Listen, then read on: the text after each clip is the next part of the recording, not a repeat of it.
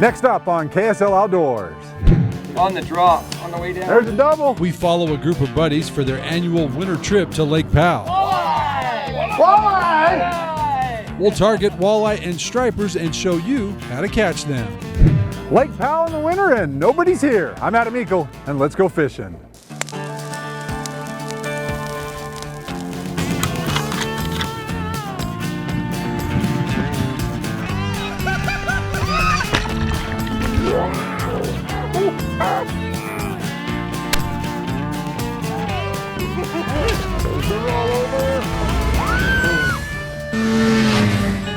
KSL Outdoors with Adam Eakle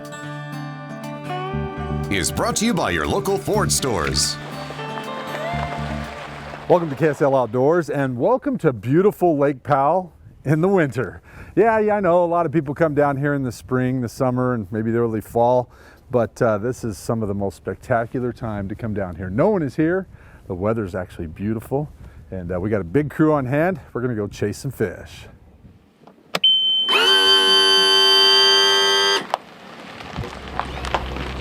That's good. We're meeting up with a bunch of buddies that have been coming down to Lake Powell during the winter for over a decade to chase the striped bass. This is my first time to Lake Powell.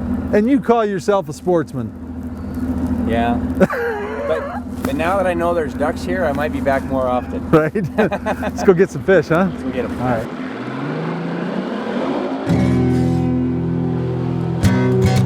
Why come down this time of year? You know, we always plan it the week before Super Bowl, so you don't miss any football.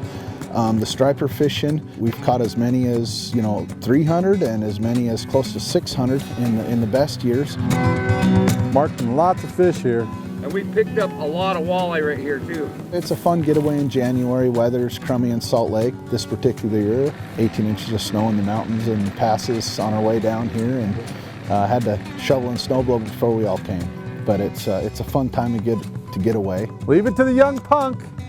Yeah, exactly.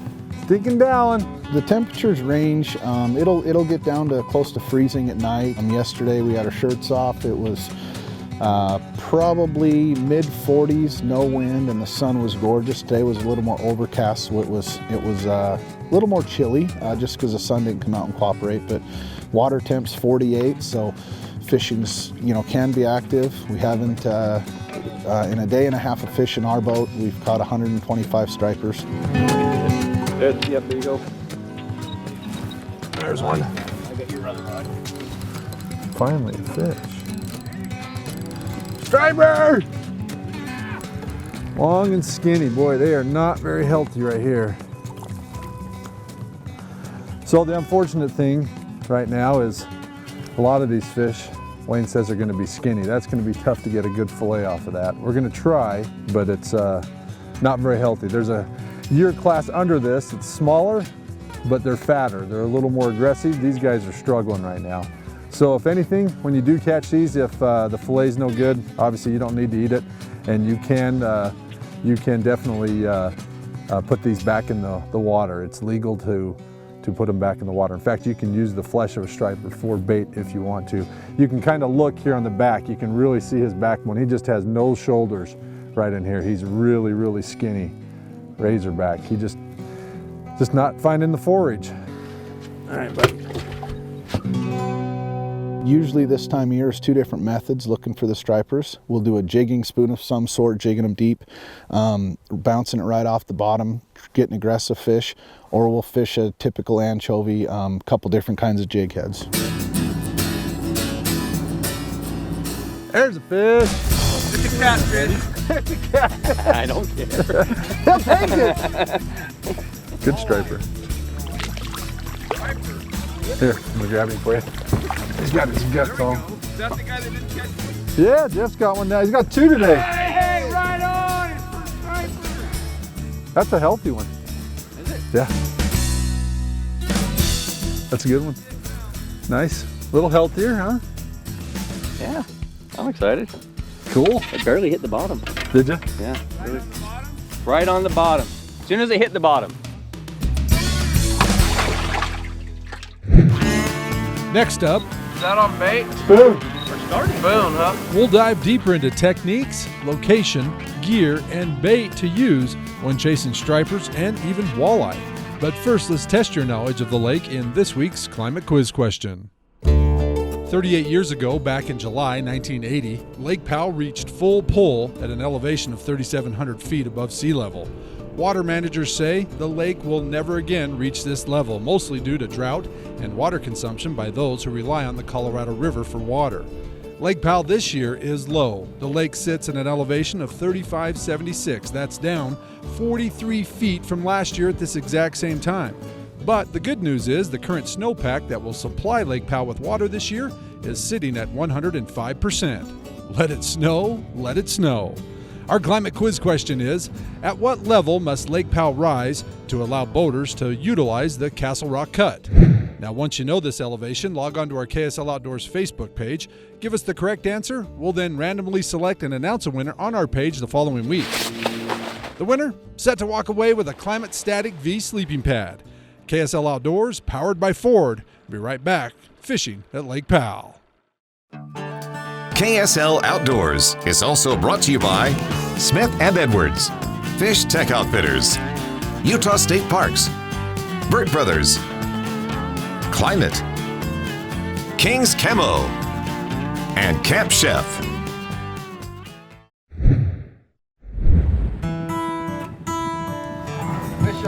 There's one. On the way down. On the drop, huh? On the drop. On the way down. There's a double. And when you find them, you try to just, keep them going. Jigging spoons, when the real aggressive fish are going, it's real fun, and you can put a lot of fish in the boat in a quick hurry. Walleye! Walleye! Nice. On bait. A decent walleye, too. To locate stripers, you really need a good graph on your boat. Many times, a graph will show 1 or 2 fish suspended, but the rest of the school of stripers may just be resting on the bottom. If you can get the school excited, the whole screen will oftentimes light up with fish. Today, the guys are catching walleye mixed with striped bass. There he is. There's the kid showing off. Yeah, like always. Walleye. That's a walleye too. That's a walleye. Yeah, it's not fighting hard enough to be a stripe. That's a walleye. Walleye, walleye, walleye, walleye. Let's see. Carp. Carp! Carp! No way! You dog! Some of the spoons, simple Castmasters, silver with the holographic, blue and silver. Here's some jigging spoons, just a 1 ounce slab, a painted slab. Another painted slab with a little bit of sticker on it. Here's a Cotton Cordell. Cotton Cordell. So just a variety of silver flashy shad imitation. 3/4 to 1 ounce. 3/4 to 1 ounce seems to be best. One of the gentlemen, Joel, was fishing today, and he picked up 3 walleyes, and he was using maybe a 1/2 ounce Castmaster, a little bit smaller, and a straight silver. And he picked up a couple walleyes. I got one. You got one. Look at that, another walleye.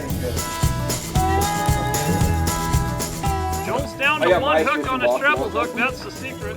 Probably the easiest way though for people to come down here is literally just get some bait and a jig head. We probably caught most of our fish that way. Most of our stripers today came on bait and jig heads. I like as small as a 1/4 ounce, as heavy as a 1/2 ounce. I typically like that 3/8 ounce, seems to work best. A white painted jig head, or these big eye jig heads, they seem to have a real sharp, and they have a nice little bait holder. And when it comes, that's key. And it really is. And when it comes to bait, it is legal to chum at Lake Powell. So we'll cut up our anchovies, and it's always the debate: is the head better, is the tail better, is the middle better? It's always My a buddy debate. Brad, who fishes down here a lot, he likes the middle because he says it's more oily. And I'm a head kind of guy. I like the head. And aren't you a tail guy? I'm Isn't a tail that your guy. I like favorite? the action, Yeah, but yeah, whatever. that's funny. So They all work. Walleye! Walleye! That's your biggest walleye ever. Is this something? As always, if you're looking for some ideas and just to get you started, wayneswords.net.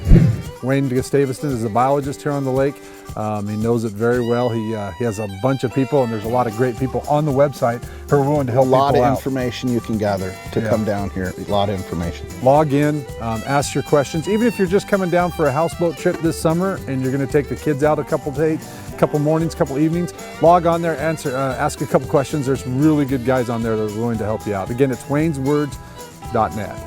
Hey, more here in a moment, but first, some more fishing tips with the guys back at Fish Tech. Hey, ice fishing is a great time of year to get the whole family out on the ice, even the little guys like your grandkids. Hi, I'm Mickey Anderson from Fish Tech with this week's fishing report. Taking little guys on the ice can be a little bit of a problem, but try these few tricks and it might make it a little bit easier. First thing is make all your hooks barbless. That way when it gets caught in their clothing, it comes right out. Next thing, try a bait puck to keep your bait in it. Somehow the containers always get smashed or the lids get lost. Their little bait puck will help keep everything in one place. Next is just have a dry towel. Keep your hands dry and keep their hands dry. This will save you and it'll help your gloves last a little bit longer. And now to one of my favorites, and that's the rod holder. A rod holder like this keeps your rod up off the ice and keeps it from falling down in the hole. And here's the trick that's gonna let you fish a little bit longer. A sliding bobber rig.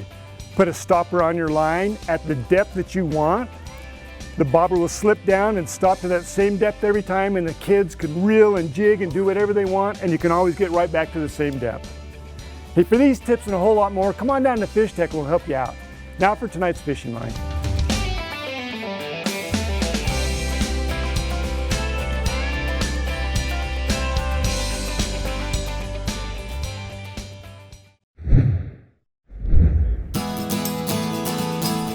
You got it. Got him that time. Is that on bait? Spoon. Spoon, huh? Oh, did you get him? Doubles. On bait. No, that one bait, one spoon. Oh, there's another one. Missed him. It's real simple if you can find them. We separate out our boats. Everyone has their fish finders. Typically this time of year we'll find them schooled up. Usually the schools will find anywhere between as shallow as 35 feet, and some years it's real shallow this year. Some years we'll find them close to 100 feet deep schooled up. We were only able to fish with the guys for a day. Had we stayed another day, or had we gone up with our buddy Dan, who boated up above Good Hope Bay, fresh ceviche tonight.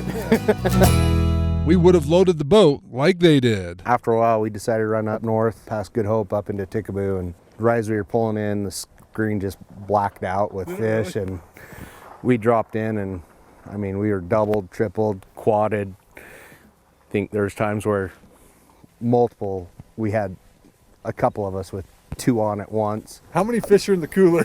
I'm gonna guess there's probably somewhere between 70 and 80 fish, and it probably took us about 45 minutes to catch them.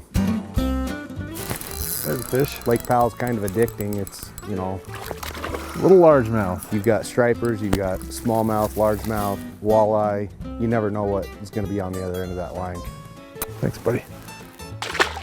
Easy for kids, a lot of fun. You can do it with, braid rods, mono rods, and just get into the fish a reel or two off the bottom when you're into the schools, and they can just be real aggressive and fun. According to Wayne, he likes to troll around with Rapalas or deep diving lures to find the fish. Then he'll stop and jig them, and we just simple Rapalas. I mean, fire tiger, blue and silver. My favorite, I forgot to bring them, was my walleye divers. But those are the blue and silver walleye divers, always really good, and really good in the spring too. Right.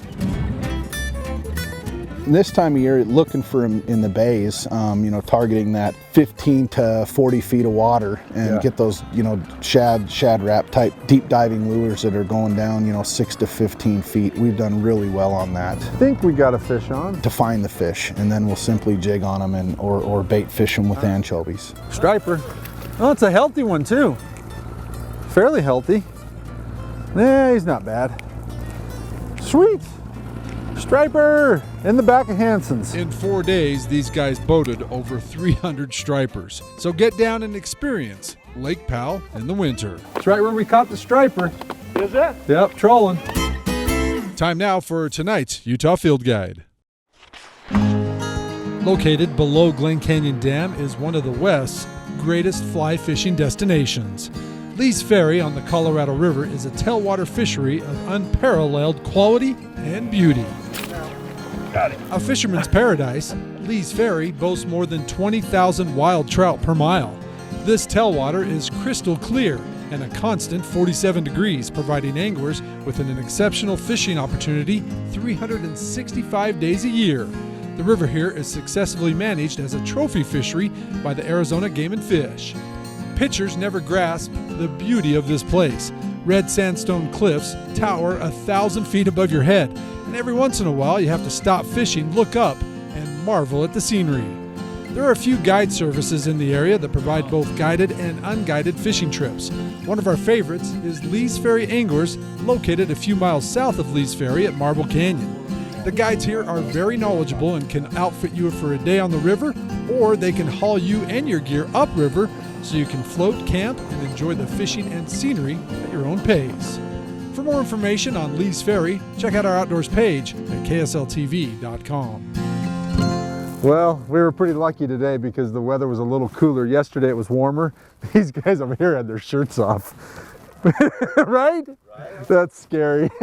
We'll spare you the details. Hey, let's check out that recreation forecast for your next outdoor adventure. Hopefully there's some shirts involved, especially if you have guys like that on your boat. Turning it back to the guys back in the weather department. Welcome back to KSL Outdoors. Back here at Bullfrog with my good buddy Jeff Bringhurst. And you have a good time down here at Powell? Oh, I had a great time. First time down here. You know, I'm getting older, but it was great to come down and experience this, and I'll definitely be back. Hey, there's a lot of things on the horizon for people coming up. Hey, the Western Hunting and Conservation Expo just around the corner, February 14th, it kicks off. But on the 15th and 16th at the expo, you guys have what? The Utah Waterfowl Culling Contests. Yeah. And we have contests for all ages and abilities. We've grown, we're now 2 days. Yeah. So we're Friday night and we're all day Saturday. So we'd love to have you come down and check it out. We're well over $20,000 in cash and prizes to be handed out in those events. Yep, this is a great time. Come down, see how you stack up against other guys, learn from them, or just come down and pick their brains, ask them questions. They would love to help you out. There's some really good callers. Really great callers. We get people from all over the country coming. Logan Hancock, who is the current world champion, is going to be coming and helping us judge. Wow. So we're excited. Yeah, get those ducks calls and goose calls tuned up and get down and blow. Absolutely. How long was that, guys? A couple hours worth? No, we felt about About an hour, huh? Yeah. Oh man, hey, don't forget when you come down like the boys here, catch a boatload of striper like that, fill the cooler, take lots of pictures, submit them to our Snapshot contest. You too could win our prize from Camp Chef. Now the best of the week. Let's see if you can beat old Dan's catch here, our Snapshot of the week.